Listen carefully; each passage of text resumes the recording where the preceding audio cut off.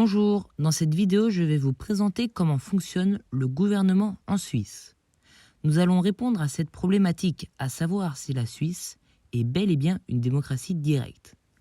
En première partie, je vais vous présenter le principe de la démocratie directe, puis dans une deuxième partie, je vous présenterai la politique suisse. La démocratie directe, c'est quoi ? La démocratie directe est une forme de démocratie dans laquelle les citoyens exercent directement le pouvoir, sans l'intermédiaire de représentants élus. Les citoyens exercent leur propre pouvoir sous forme de référendum ou parfois même de vote à main levée. C'est donc une démocratie participative. Le mot direct a été mis en place pour bien la distinguer de la démocratie représentative, qui est tout l'inverse de celle que l'on étudie. La démocratie représentative, elle, contribue à élire des représentants pour qu'ils votent ensuite les lois. Comme exemple de démocratie directe, il y a la plus ancienne des démocraties, la démocratie athénienne. À Athènes, ce sont bien les citoyens qui ont le pouvoir législatif, c'est-à-dire ceux qui votent les lois.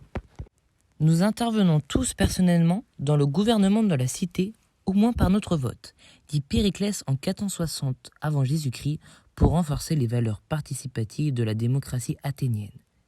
Périclès, qui est un stratège et un homme d'État athénien très important à cette époque. Maintenant que le principe de la démocratie directe est plus clair pour nous, voyons comment fonctionne le gouvernement suisse. Le système politique de la Suisse, c'est celui d'un État fédéral. Un État fédéral, c'est un ensemble d'États qui se sont unis et qui ont une certaine autonomie avec leur propre gouvernement personnel, tout en reconnaissant une autorité supérieure commune. Ce système politique d'État fédéral est mis en place aux États-Unis et en Allemagne. En Suisse, il y a en tout 26 États fédérés qui sont des cantons. Ils cèdent une partie de leur souveraineté à l'État fédéral. C'est un État donc complètement démocratique. En Suisse, la Confédération, les cantons et les communes jouent tous un rôle défini par la Constitution fédérale et les constitutions cantonales. En outre, la séparation des pouvoirs, législatifs, exécutifs et judiciaires, est respectée à tous les niveaux de l'État. Grâce à la démocratie directe, le peuple peut intervenir directement dans la gestion du pays.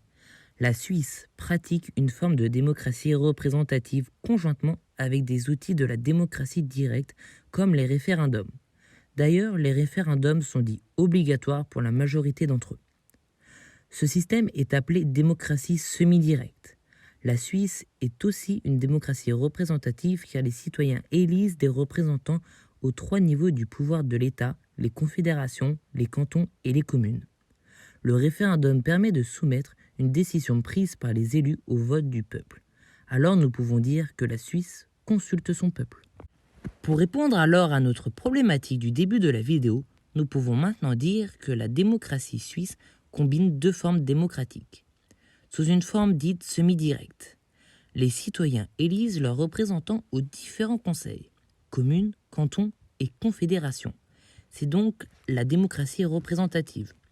Mais les citoyens aussi peuvent se prononcer également sur l'approbation de textes législatifs ou constitutionnels décidés par ces conseils, par le biais donc du référendum, ou proposer des modifications constitutionnelles ou légales par le biais de l'initiative populaire. C'est donc la démocratie directe. Merci pour votre attention.